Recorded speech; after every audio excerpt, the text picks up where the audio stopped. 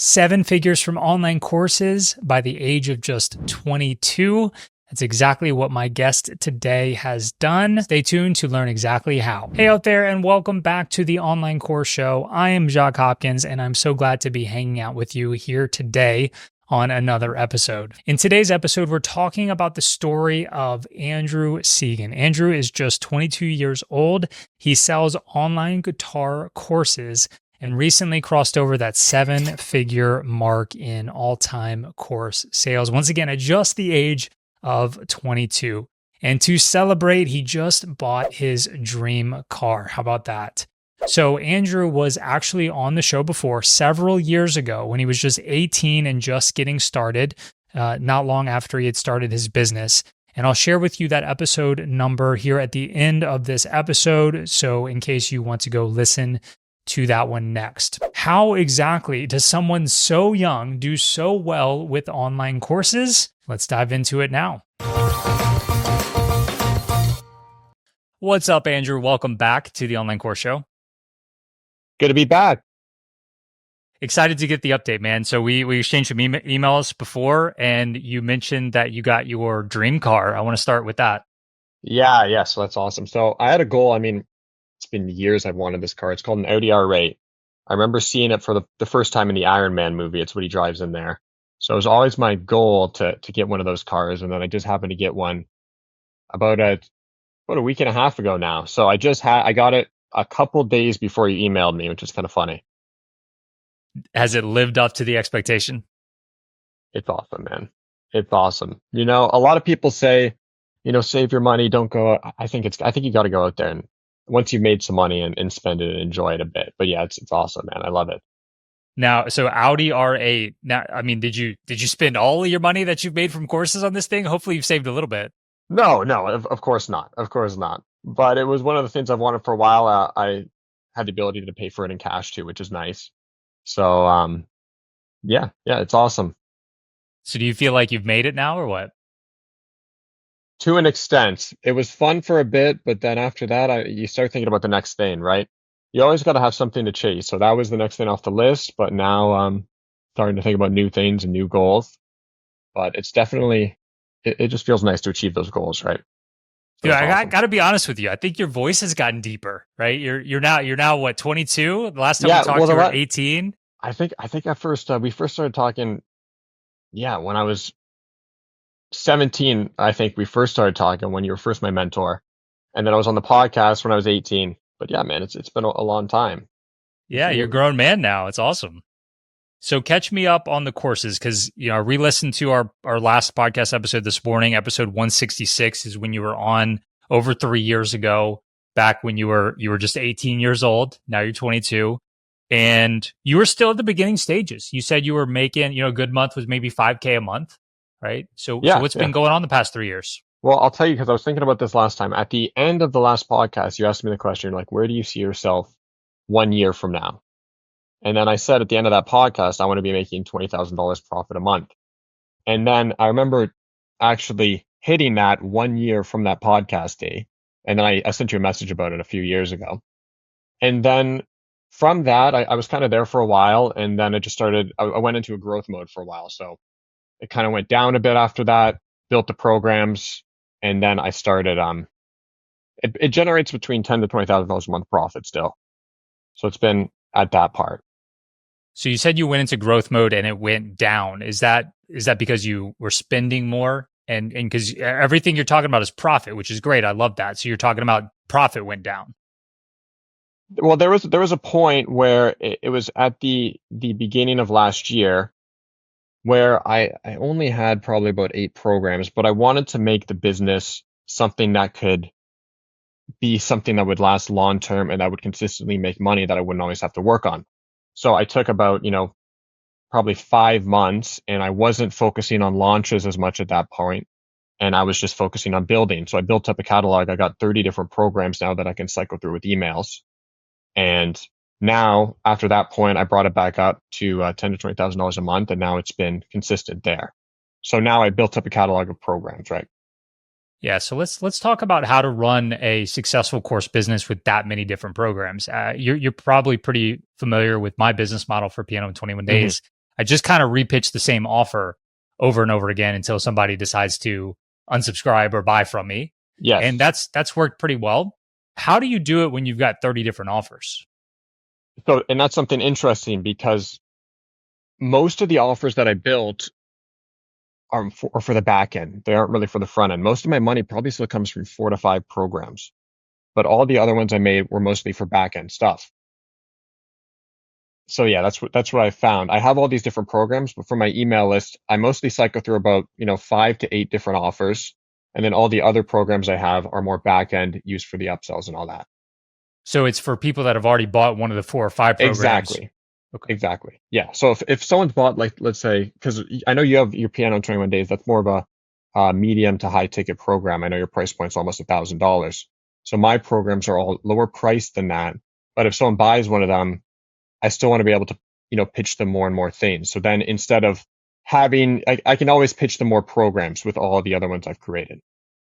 Yeah, part of my motivation, there's really 2 things. One is just keeping everything simple, but the other thing is I'm not a world-class pianist. I don't have a large amount of things I could teach somebody, different style. Like kind of everything I have to teach somebody is in the 21-day program, which is part of my pitch, right? Get Yeah. as good as me in as little as 21 days, right? Get Yeah. competent. So give me some examples of some of those courses that you made. Like what kind of topics are you going over that justify an entire course for? Yeah. Yeah. So let me just bring some up now. So if people don't know, I run Acoustia.com, and it's a guitar learning site. And I actually started when we first started talking. I had one course, and it was called the Fingerstyle Guitar Academy, and my website was called fingerstyleguitaracademy.com. Like, I had one program, that was it. And then after that, I created a low ticket program, and it was called Fingerpick in 20 Days. So it was all like acoustic. What fingerstyle and fingerpicking is, it's just a type of guitar where you play with your fingers. But then after that, I started doing other acoustic guitar programs. So stuff such as strumming, Travis picking, flat picking, things like that. And then I just started expanding more, like guitar. You can do soloing, you can do leading, and then just little things built on that, like learning different songs in the finger picking strumming style. So just like things that build on the same things of such as acoustic guitar, but just little sub points of it. How If do that makes sense. you go about selling the additional offers, right? You've got people that have already paid you money. What do those funnels and offers look like? Yeah, so they're all kind of built on the same templates. They're all very similar. But the way most of my revenue comes from my email list, right? So there, you can create automations for each different offer, funnels for each different offer, and for example, if I'm selling a strumming program, you're going to want to offer as upsells different acoustic guitar programs. If you're selling an electric program, you're going to want to offer different programs that are electric. Yeah, but if you don't mind, like get more specific. Like it's just simple email campaigns. Like how long after the purchase do you pitch them, or is it more of an immediate upsell? It's more immediate upsells, like just basic, Okay. OTO stuff like that. So you're trying to increase the order the initial order value by upselling them additional products. Exactly. Yeah. Okay. All right. So let's talk about how you're getting the initial sales. What do those funnels look like? You still getting a lot of traffic from ads? Yeah, I'm still primarily paid ads. I've tested organic stuff, and organic stuff's good, but I found you get more consistency when you're using paid advertisements. So I do stuff like lead ads, bring people in with free offers, and then from there send them email sequences on the back end, and that's where I send them to all the different program offers, stuff like that. You're using urgency, deadline funnel, things like that? Yeah, deadline funnel's good. I'm not currently using deadline funnel. Um, ClickFunnels has stuff built in now where you can do offers and deadline stuff like that. But deadline funnel was what I used for a long time. I actually got that Really? from you. So are you using ClickFunnels 2.0? I am, yes. I made I the switch haven't over. even seen it, man. I'm not a ClickFunnels guy anymore. So tell me more about it. You like it? I can talk a lot about ClickFunnels. I can talk about the pros. I can talk about the cons. I'm not one of the people who sits here and I just, fanboy over ClickFunnels. It's got issues, but it's also works well for me. The reason I like ClickFunnels is because I think it's got the most money behind it, the most people using it, and it's got the most investment in the software. Now, it obviously has its cons. But I have found with 2.0, because I have made a switch with a lot of my software over to 2.0. It's a lot better than 1.0, and it's getting better, and they're consistently updating it. Um, there's some weird things that are happening now. Like as we're recording this, they just did a pricing change where it actually they might soon start doing additional charges. Like you know how Zapier and some of these other softwares charge you for individual things that happen on your site. I think ClickFunnels, I was looking at their new pricing and they might be adding that in now. So I got lucky I'm in before that, but there's things you got to watch out for. That's all I'm saying. Look, I'm more of a Kajabi guy now, and they're starting to do the same thing, like these little a la carte things where you have to pay for little add-ons here and there, and it's kind of frustrating to see that. It sounds like that's kind of where the market is going. Yeah, this is very interesting because I was gonna talk to you about this because it's honestly worrying a bit. Because for example, I was in the ClickFunnels group and they were talking about pricing. If you go to the ClickFunnels page, it doesn't talk about that at all. But then one of the support people sent a web page that actually brings you and shows the different things they're talking about. For example, I think it was for every 1,000 emails you send, if you sign up for ClickFunnels now, it's going to cost you, I think it was like zero point 0.6 cents or not, or 6 cents. And it might not seem like a lot, but imagine you have an email list of 100,000 people, right? What is that? So that's how much would that be? 100,000. What's that? $6, $60 off the top of my head. So for every single email you're sending, you're going to be paying for. So if you're sending emails every single day with this new version, it can cost you extra thousands a month.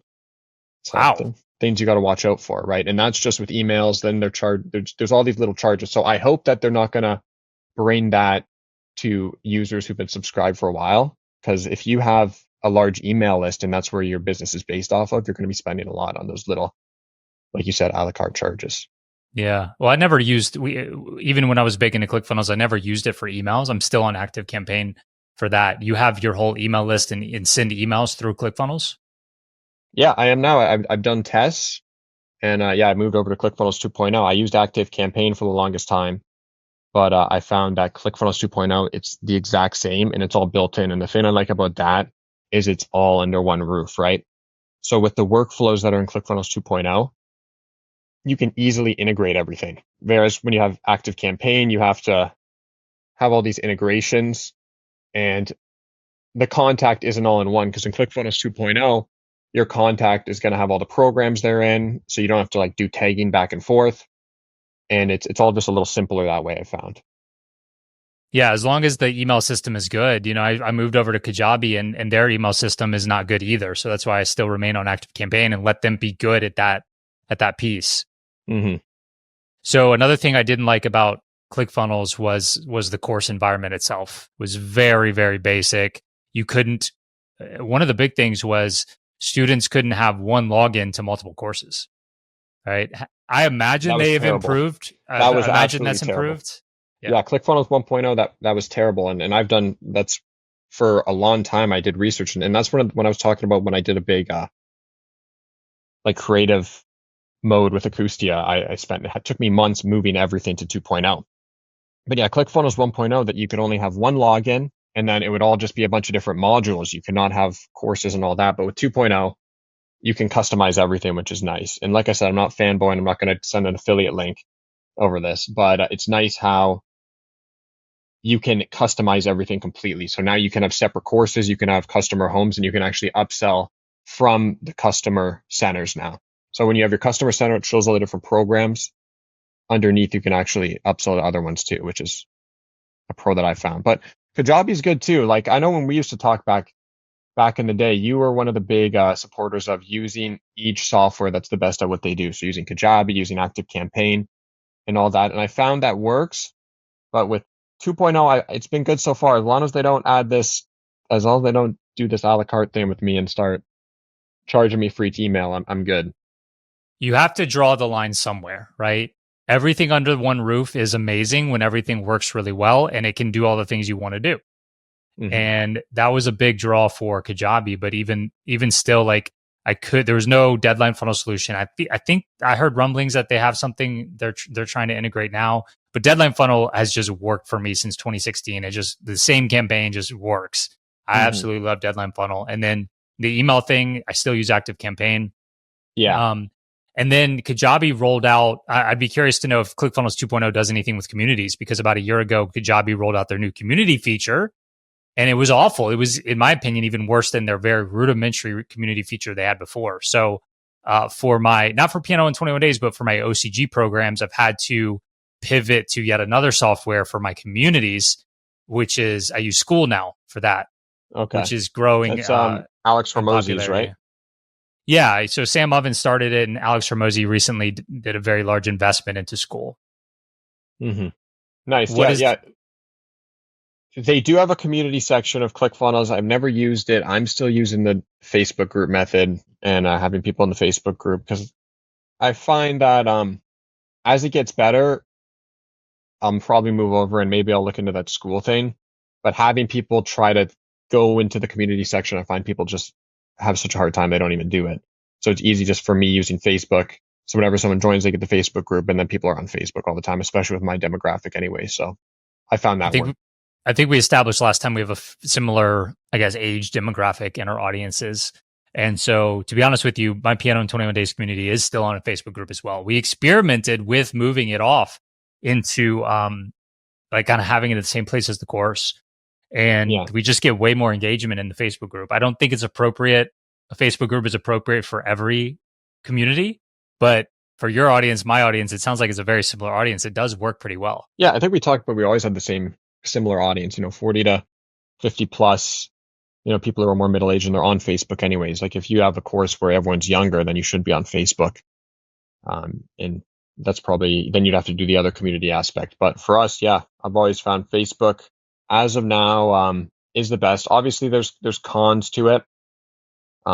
It's not all on your one website, but people are on Facebook a lot anyway. So I find that they get their updates that way. While we're talking about software, let's just kind of finish talking about what your software stack is these days. Anything else? Yeah, so I'll tell you my favorite software is, because I got some notes about this too. I use ClickFunnels for a lot of my stuff. ClickFunnels 2.0, like I said, I made the switch about a year ago. I switched over a lot of different things, but I don't use ClickFunnels for everything. For example, their video, the last time they had video hosting on there, and the last that I saw of it, it was very bad. So Vimeo is still the way to go for that. What's the other one? There's Wistia. Do you still use Wistia? Because I know you did for a long time. I did, yeah. Video hosting is such a strange thing. So when I moved over to Kajabi, they have native video hosting. Now, they use Wistia's engine, but it's all included, and you can upload up to 4 gigabytes per video, which was a huge pro, right? Yeah. You don't have to have your own hosting and all that. Then I moved my OCG stuff onto School, and they don't have video hosting. So my whole time with courses in the past 11 years has been a constant flux of using software that includes video hosting to not. So I've moved around a lot. Yeah. So with School and OCG, we actually use Loom for all of our video hosting, because they support embedding Loom videos, and it's only $15 a month for basically unlimited hosting. Okay. Interesting. So Loom, I didn't know that they had that. Yeah, they do. Now they could pull the rug out from under me at any time, I'm sure. But for Piano in 21 Days, that course is on Kajabi. They have video hosting, so I just upload everything straight to Kajabi. Mm-hmm. Nice. Apart from that, I use ClickFunnels for a lot of stuff, like I said. And then when it comes to advertisements, I don't know if you use this, and I talked to you about this years ago. I started using it. Hyros is the way to go for advertising reporting. It always has been. Yeah, we don't do a lot of ads, but I know that is the gold standard in terms of analytics for ads, right? Yeah. So that's pretty much my stack. Like I said, ClickFunnels 2.0 has been good to me so far. I had, when ClickFunnels 2.0 first came out, I had a lot of bad thoughts towards it. And I said I'd never move over, but then slowly I have, because they kind of force you. So it's good for me now, though. So your stack is really that simple. ClickFunnels 2.0, you have Vimeo for video hosting. Exactly. Yep. Hyros for ads. I mean, that's kind of it. Yeah. That's pretty much it when it comes to the actual business side of it. I just use that. Obviously, you have other things for creating video production, all that stuff. But when it comes to running the business, just pretty much need those. That's what I'm using, those 3 things. So I got the 2 Comma Club award from ClickFunnels that's behind me a few years back. Mm-hmm. I no longer use ClickFunnels for my sales. So I'm no longer, progressing toward the net, like, Oh, the 2x or whatever. the two, yeah, whatever, 10 million or whatever in their system, right? How close are you to the 2 comma club? Should get it this year. I think I got like I've sold over 1 million Canadian as of now. That So you can doesn't put it. count? So you can put no. It's so stupid. They're like it's USD. So I'm close. I'll get it at the end of this year for sure. I'm really close to it in US dollars because I know that's like the standard. You got to get one of those as a digital marketer online. So I can start Eh, using it in a Facebook ads. you don't have to, man. It's a lot of ego boost. No, I know. I'm just joking. Yeah, but when you're seeing Facebook ads all the time, everyone always shows it off. So you For get that sure. FOMO. For sure. And look, I'm saying that, and I have mine's displayed right here behind me. It has been for several years now. Hmm. The taking the picture with old Brunson himself was pretty cool. Yeah, yeah. So hopefully, I think they do it in the start of the year. They do the actual handing it out. So hopefully, I'll be there for that.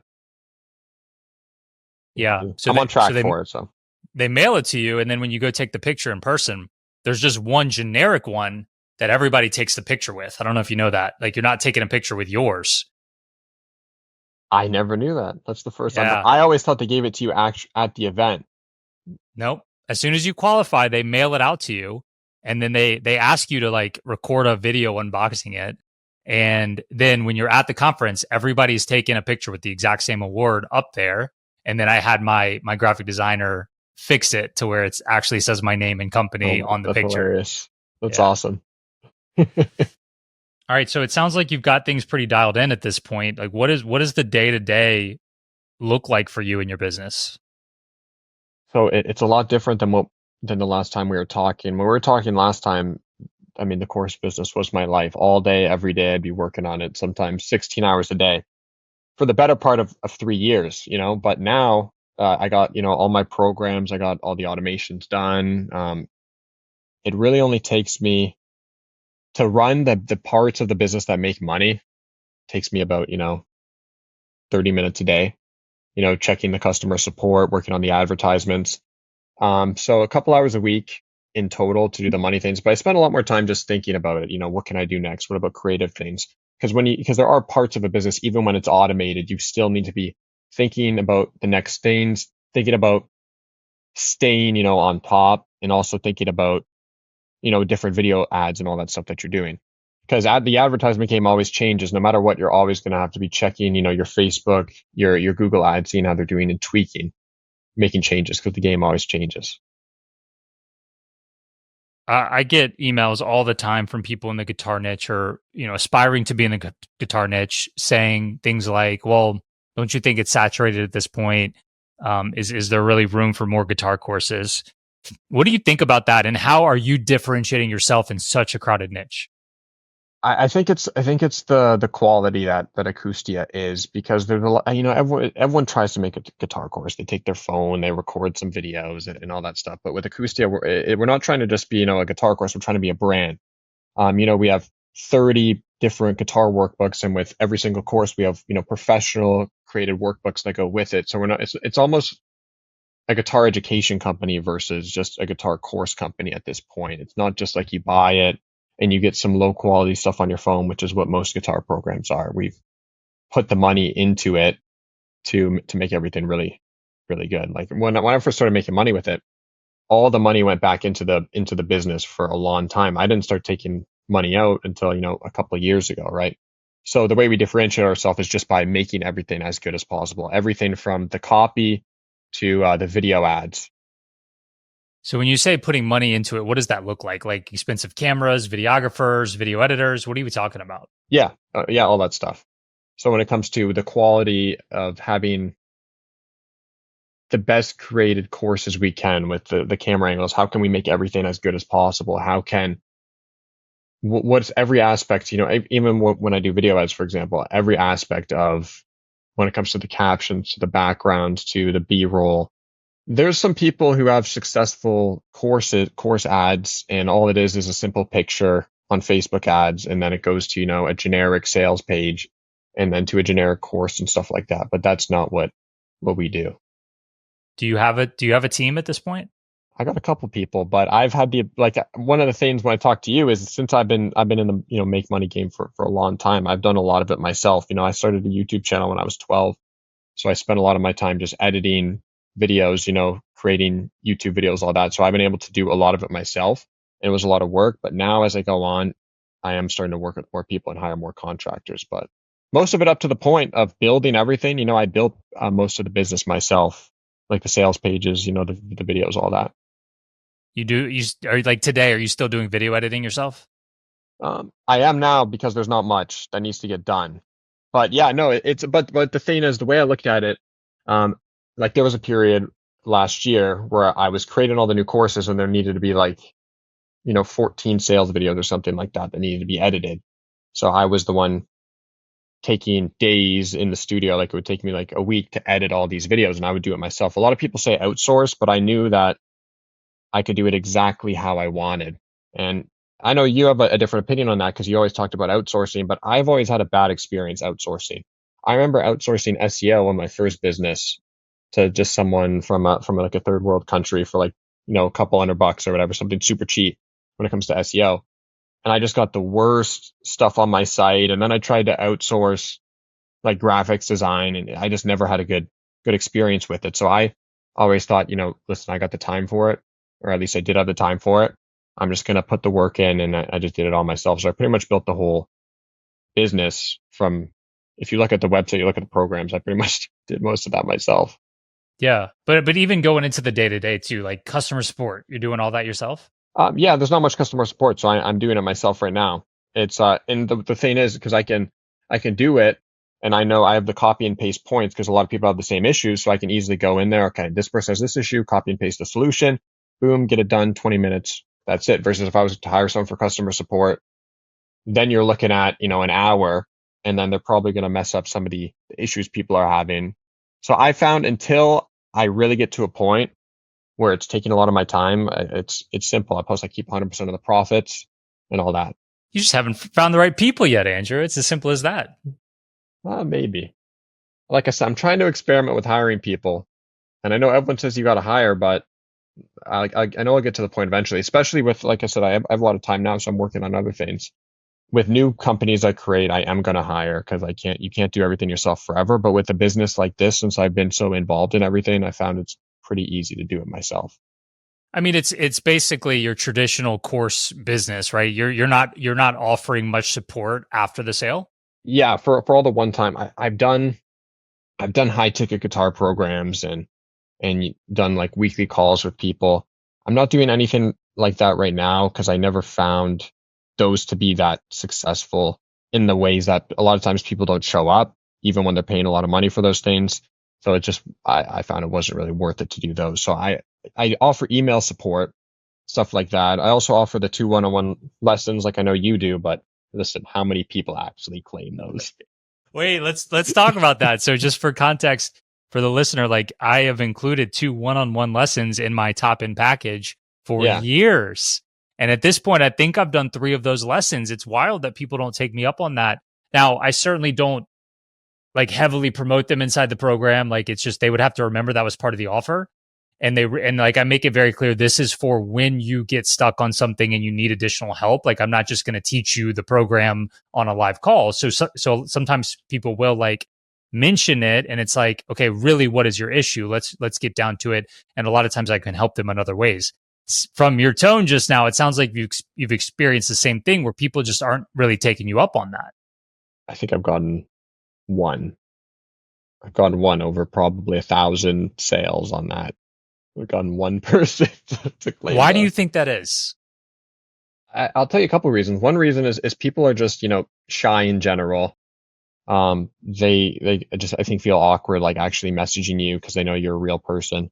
Um, Another thing is, I mean, a lot of times people buy something and they forget it. I mean, like if you look at the percentage of people who buy stuff and go through it, sometimes people don't even go through it. So they just, get lazy and forget. I'd say those are the 2 main reasons. Either people aren't actually going through the course or people just are kind of scared to actually message you and talk to you. And in a weird way, it's weird, but I don't know if you've ever been in like a mentorship group or something, but Yeah, mastermind. like a mastermind. That's what I was going for. you kind of get the same vibe. I've been in masterminds, and you really want to go to your way and like talk to someone. Sometimes it's like you just feel weird. You know what I mean? Well, so like my two businesses are very, very different niches, right? And I know that when I include one-on-one calls with OCG, this brand, Yeah. people are likely to take me up on that. It's very different. So, we're in the same niche as far as teaching a musical instrument, and we've experienced that same thing where people are not taking us up on that. But in business coaching, from my experience, people do take me up on that. It's a very different niche though. And they're spending a lot more money, right? With OCG. Yes, but but my piano course is a pretty high ticket piano course. So what's the highest price offer that you have? That includes the one-on-one. Includes the one-on-one. I'm not currently promoting it right now. I last year I did something. It was like this guitar. It was called the Guitar Masters Club, and it was $2,000. And I did have I think I got up to 8 people in this mastermind. Then it was $1,000 a year to stay, and it was weekly calls.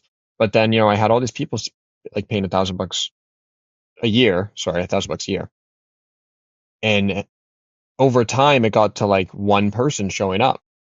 Like, and these people are paying so much money. I ended up closing the entire thing down because it's like that no one's even going like using it. But I think it depends on what you're doing. And I think it depends what people think they can get out of it, right? Because with your thing, with OCG coaching, I think the result they can get from coming to the calls is much greater than the result if something like guitar, for example. The result going to a guitar call is you get a little better at guitar, and that's very important to some people. That's why people join. But the result to showing up to a coaching call could be, an extra couple $1,000 a month in your business. That's something that I think a lot of people are more willing to do. Yeah, as you're talking, it makes me think too that the OCG business is not as it's not just a exact same linear process for everybody like it is for learning an instrument. Mm-hmm. You know what I mean? Like my piano in 21 days curriculum, people have to go through it, and they can't learn chords until they've learned notes, and they can't start playing songs until they've learned chords. Like they've got to go through this process, and no matter your background, you kind of have to go through things in order, and all the exercises are there and everything. Whereas with starting or growing an online course business, it's so much more individualized. Mm-hmm. And I literally cannot cover every scenario in pre-recorded videos. So that's probably why there's more willingness to take me up on that stuff. Now, granted, we have calls a couple times a month that is pretty well attended. And I used to also include 2 one-on-one calls. So I'm talking about OCG here. Yeah. I used to include 2 one-on-one calls for that as well. And it was so popular, I had to take it away because it was just, my calendar was just booked with these one-on-one calls. And I don't want to just have constant, like I enjoy them, but I don't want to just have my entire week filled up with Zoom calls, So I had to take them away because people were taking me up on those so much. We do have the group calls still. Yeah. Yeah, and those are also a lot easier because it doesn't take more time for you, right? It's one call, right? You talk to everyone, and yeah. Yeah. So what the heck are you doing with your time, man? You said about 2 hours a week on this business. Okay, well, I will say a lot of it. Well, I'll go through it a bit. About 3 months ago, I kind of hit everything. I got everything I need for the future for this business to stay mostly automated. I completed a couple months ago, and then for a while I was just not spending much, like focusing on this, taking a little break from everything. But then, a month ago, I'm kind of back at it. I'm starting some other things now to fill my time because I realized I enjoy the actual work with it. When I wasn't even making money and I started this business and I was working all day, I really enjoyed it. But now I'm also thinking about what I started the business for, because it wasn't just about, to sit around. The reason I started the business was to have time to focus on playing music, because my goal was always, start a band and all that stuff. So now I'm thinking more about that stuff. And also I'm thinking about, I'm starting a media company too. I want to start Seguin Media, where I help people do all the things that I've done. So I'm taking time starting that, and I'm doing more what I love, what I wanted to do in the first place. So tell me more about your goals with this media company. Like, are you talking about like agency, like done for you type stuff? Yeah, so the plan with the agency, it's not just to be some generic agency. I've worked with an agency in the past, and I found I don't know if you've ever worked with an agency, but I haven't had the best experience with it. So my goal with this is it to be very specialized with digital businesses, improving like aspects such as copywriting, such as their video ads and all that stuff, different aspects of their digital business, but to work with clients one on one, not to just be an agency anyone can join, but to work with more high end clients and help them improve their revenue, stuff like that. So is it people that have maybe course business already looking to get better, or are you helping people from the ground up? No, businesses get better. Like people who have digital businesses to improve, so they can increase the revenue, their digital marketing, their spend, all that, versus people from the ground up. And you're gonna come in there and do some of the work yourself. Yeah, well, that's one of the good things with Acoustia, and that's why I'm doing this now, because with Acoustia, like I said, I've done everything with that business myself, from creating the graphics design from the workbooks behind me. I wrote 30 books with the business. I did the graphics design, the video production, the video editing. So I have a unique look when it comes to people running similar businesses, because I've been inside every aspect of the business. So with it, my plan is to be in a more managerial aspect, because I don't want to just be sitting there doing stuff all day, but I want to actually develop a team to start doing this. Very cool. Is there any links or anything you could share if anybody wants to learn more about that? Yeah, for sure. There's seekingmedia.com or on Instagram. Instagram too. Seguin. Yeah, I'm starting to I'm doing some organic stuff. I'm testing that out. Look at you, man. Look at you. Well, I know I think we used to debate about it back then, organic. I've tested organic, even with Acoustia lately. Started posting daily reels, all that stuff, and I don't know yet. I don't know if I'm 100% a fan, but I'm going to do it for the next couple months. Well, look, the good thing is that you've actually succeeded with ads, which most people can't say that, right? Mm-hmm. So why do you think that you have succeeded with paid ads and so many people fail with it? Well, I'll tell you why, and it's that I've been in the video production and knowing video editing and creating good video ads is probably the most important part when it comes to successful paid ads. So I'll tell you, when I was 15, I was doing YouTube for a few years, and I was in high school, and I wanted to be a video editor. That was my thing that I really wanted to do. And I found it was like the best video production company, and I actually interned with them for free. So I worked with them for probably about a year, 100% free. I was working, 5 days a week with them, and I learned all about video production, because they were doing all the best, video production in my town.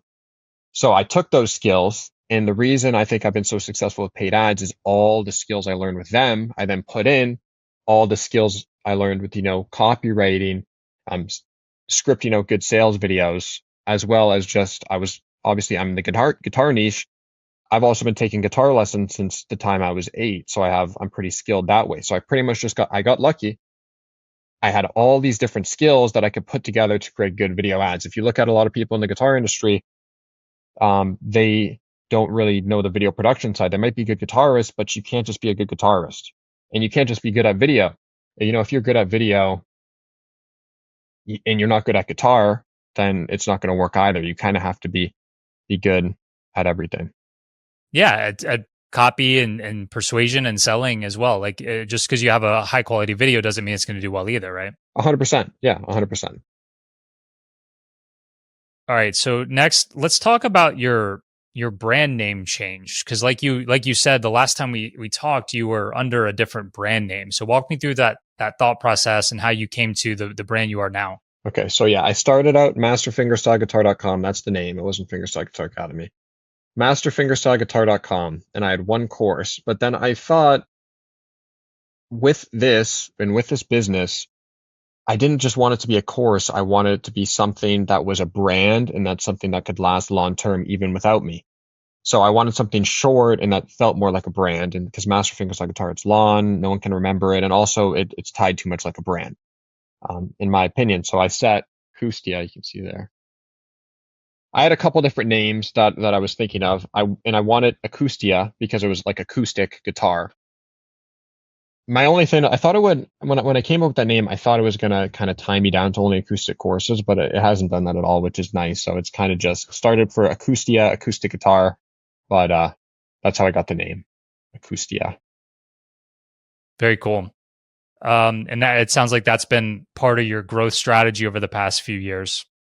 Yeah, exactly. Because I wanted to be more like a brand, and it did. I mean, in a way, it worked. I was making a lot more revenue after I made that switch. I also had more courses. Is it the reason? I don't know. Like, because there's a lot that you think about, and you overthink about stuff, and you're like, is this name really making a difference? But I've done tests where I think if you have the right graphics design, you have the right sales copy, or you have the right offers, your brand name and all that stuff isn't going to be it's not going to affect it much short term. But I think long term, especially if you want to create a business that people know and that they buy from over and over again, I think you need to have something good that people know. I want to ask you about any like failures, missteps. Like, what comes to mind as far as steps you took and regretted, obstacles, problems, things you would have done differently looking back? Man, and there's many to count. They could. It's probably 70% failures and 30% wins when it comes to my business and in most businesses. Obviously, you only remember the wins because that's the only stuff that gets people pumped up, right? Thinking failures. There's been offers that I've tried.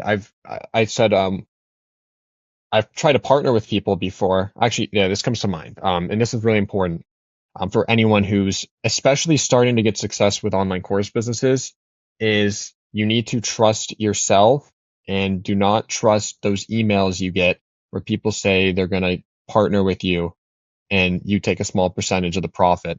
Because there's been times when I first started becoming successful, and then I get people coming in like, oh, I'm a professional copywriter, and these people are good copywriters, and let me do a campaign for you for free for Black Friday for a week. I'm sure you've probably gotten stuff like this. Mm-hmm. And then I'll give you 70% of the profit. And I did that once, and I took my whole Black Friday. I gave them. I obviously still had control over everything, but they wrote it, and they did this whole thing about learning guitar, this new offer. They used all the sales tricks. They used all the marketing tricks. Oh, but I think it might have sold one copy, like over all of Black Friday. And there's been other situations like that where, especially I was starting, I was young, so I'm like, what's the worst case that'll happen? I give these people a chance to work for me. Best case, I get profit. Worst case, nothing happens. But I found that you need to trust yourself, and you also need to understand if you have a good offer, if you have good services, if people like you, that's what matters, especially when it comes to niches like us in music, right? It's not necessarily about, oh, am I going to use, the claim proof method on my sales pages, like I remember your one piano and 21 day sales page. I'm not sure if you still have it like this, but it was just a sales video, and I think you had it messed up where you could only hear it to one ear, I remember. And then all you had was testimonials. You had no sales copy, nothing, and then you were selling a crazy amount of courses. You weren't doing all these marketing tricks on your sales page. So if I was to tell someone about failures, it's that, first of all, don't work with the people who email you and say they're going to work for you for free and give you a percentage of the profit, even if they look like they're 100% legit. Have 100% control of your business. If you're going to hire people, you hire them. Don't necessarily, people can work for you for free, and if they really prove themselves, you can hire them. But don't let people kind of sneak their way in and steal your profit. That's happened to me a few times, so you need to be careful with that. That's so interesting, man. I'm surprised that that fancy campaign only ended up with one sale or whatever. So you attribute that to just basically inauthenticity? Yeah, and I actually remember just thinking about that. I remember some emails. It's hilarious. After that campaign sent out, I got one guy emailed me, and I remember it so clearly. And he said, "Andrew, you've changed." Because I went from like these campaigns, just like normal, like talking, hey, learn this guitar thing, learn this guitar trick, to these super salesy emails and all this stuff. And then you know what? It didn't work. Like you think like, oh, this person has sold like this person was actually a successful copywriter. I did my research, but they were in like, weight loss pills and like all, these like weird niches. And then I think if you're in the make money business, you're in certain like physical businesses like that, those tricks are important. Having very good sales pages, but in a niche like us, the proof that you're going to get is from who you are and your playing, especially as a musician and also your students, right? Because I know you say too, like you're more of a casual piano player, but your students that you have, you're showing them playing, and that's why people want to buy. They don't care about this long form content stuff. In your opinion, like how has the market and the industry changed over the years that you've been in it in terms of how you would go about things any differently today? I've obviously been doing this longer than you, and I would take a significantly different path to if I was starting today versus 11 years ago. If you were starting over, would it be the same since you started 4 or 5 years ago? I think it's completely switching. I think paid advertising is changing and organic advertising is changing, but I think it's a good thing if you're willing to put in the work and you're willing to completely adapt.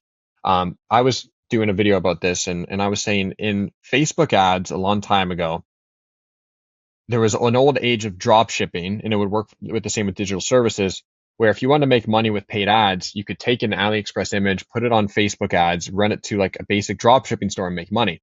And it was kind of the same, and I got very lucky because I was in that age when I started my business. I had a crappy green screen in my basement. I had this free ebook that I made on Canva with all the stock image guitar pictures, and I printed it out. I literally used scissors to cut it because I printed it all on pages, this ebook I made. And I went in front of my green screen with this, t-shirt, and I had the worst mic, and I sat in front. I said, here's this free ebook, Becoming a Fingerstyle Master. And then I edited it a bit. I put it on Facebook. Now that ad I made, if I was to put that out now, it would make no sales. Nothing would have happened with it. I would have failed. But thankfully, since I was probably, would have been 4 or 5 years ago now, because it was before we first started talking, it worked because there was a lot less competition.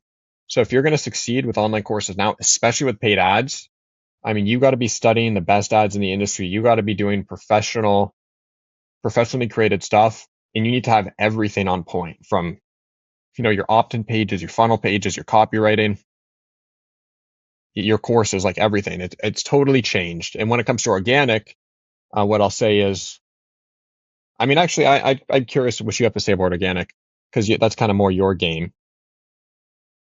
Well, I think it's similar. I think the bar is higher, Hmm. obviously, than it's ever have been for organic as well.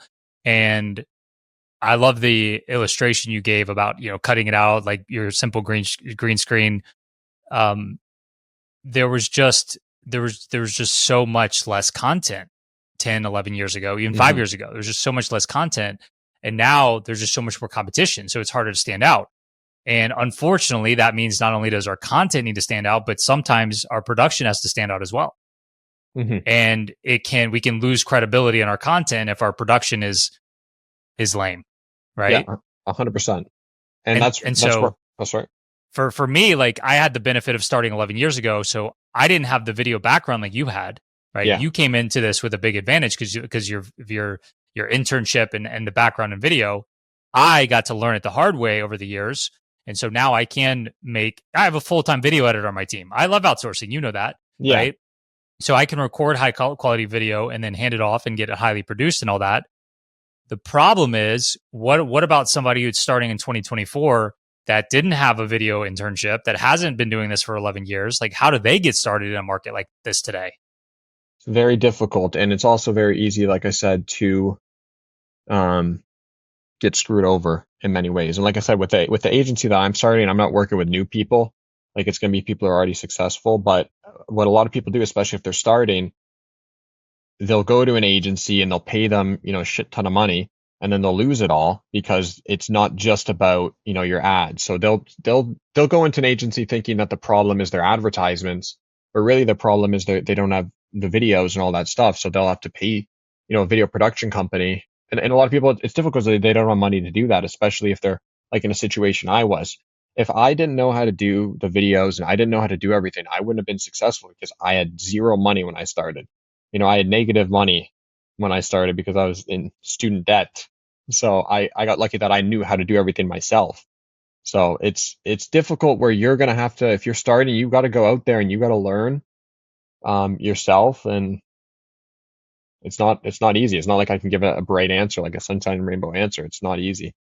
Well, my opinion, just so that people aren't like, oh, well, it's hard now, so I can't start, is I like for people to start with short form video, right? Start on Instagram, something like that, because it's a lower barrier to be able to make something decent, right? Hmm. YouTube, the effort you need to put into a YouTube video today is so much different than even 5 years ago. 100%. The most important thing is probably the thumbnail.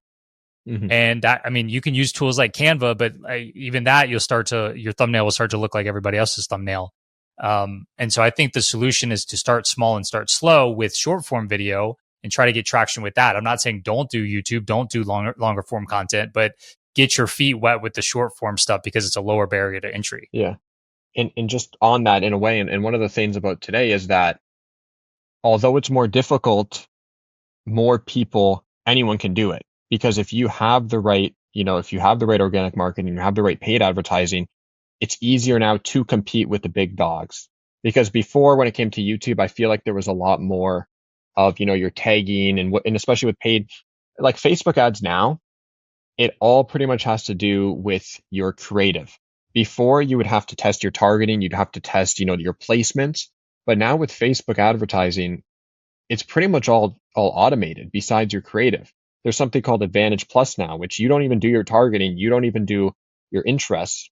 And I've tested it; it works. I make so much more money with that than I do with everything before. Um, it's all about what you have now. So yeah, I'm not saying don't. I'm not saying oh, you're screwed if you want to do it now. No, you definitely can. And like I said, if you are willing to put the work in, it's actually better now to do it. But it's a lot more about skill than it used to before. That is really interesting, man. All right, I've hit all my talking points, man. It was great to catch up. Anything else you can think of that would be of value to this audience? Yeah, give me a sec. You can cut this out. Or we could leave it in. We keep it pretty organic here. Okay. I put some notes in of some things I want to talk about. Yeah, I mean, we talked about this a lot, but yeah, selling courses, it's more about marketing than it is about teaching. And obviously, we talked about that, and it's you need to be really good at the marketing stuff. And oh yeah, my other thing is okay. I 10x my last goal last time we were on the podcast. I think I was making like 2K a month. I said 20. So I'm starting these new companies. I'm gonna say 200. So we're gonna go big. So let's get more defined here. 200K in profit per month. I like to think big. So that's gonna be my just making sure we're on the same page there. Yeah. Well, it's not possible, but like I said, this isn't. I don't know if it's possible with Acoustia. It would have to be this media company I'm starting, and some other businesses I'm in. Because in 1 year, why not? 1 year from okay. now, I will message you just like I did last year. Or no, it was 2 years ago. Big, hairy, audacious goal, a BHAG. That's what that's called. I love it. All right, what about Andrew, you, man? Or we'll talk after this.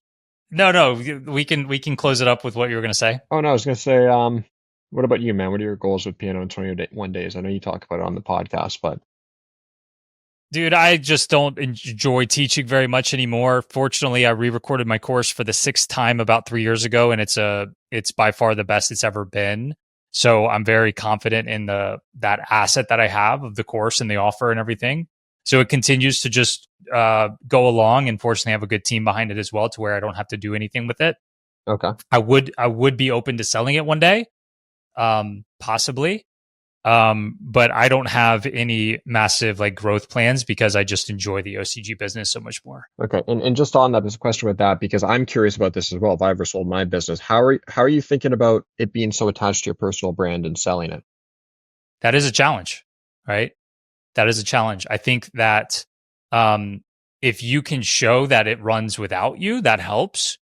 But with this type of business, it's one of the key components to that, in my opinion, is if you have shown that other people can create content as well, right? Mm-hmm. And I don't necessarily have that person on my team, right? It runs without me, but we're not necessarily cranking out much content these days. We're relying on the content we have put out there on YouTube and whatnot. Okay. That is a challenge. Pianoin21days.com, right at the top is my picture. It says, "Hi, I'm Jacques. Here's what I help you to do." So there, that's Yeah. one of the main reasons I probably haven't sold it at this point. I'm just saying, if anybody out there is interested, I am open to it one day selling it. Okay, interesting. Yeah, I remember your website, man. I don't know if you remember my first version of my site. It was a little similar. It was quite similar, and then you came out with a 20-day course. You know, I'm onto your games, Andrew. No, it's 20 days, man. It's totally different. Yeah. Totally different, man. Look, this was a pleasure as always. Get working on that 1-year goal, man. Looking forward to another update. Yeah, and if anyone has a successful business they want help with their digital marketing, their copywriting, or their funnels, seekinmedia.com. Yeah, we'll certainly link to that as well. Thanks, Andrew. Good talking to you, man. All right, this has been episode 227 of the Online Course Show. So that means you can find the show notes by going to oc.show/227. And I mentioned in my intro of this episode that I would share with you the episode number that Andrew was previously on. This was over 3 years ago. In early 2021, he was on. So this was episode 166 of the Online Course Show. So if you want to hear the last time that Andrew was on, you can listen to episode 166. And if you want access to my latest and greatest free training all about running profitable online course businesses, head to oc.show/workshop. All right. In that workshop, it's totally free. You will learn my formula for a profitable and successful 6 or 7 figure course business. So if you're just getting started, you can follow along from scratch. Or if you're more established, you can find some of the things that you're maybe doing wrong or could be doing better in your online course business. So once again, that's oc.show/workshop. That's going to do it for this episode. Don't forget to take action on what you've heard here today. I'm rooting for you.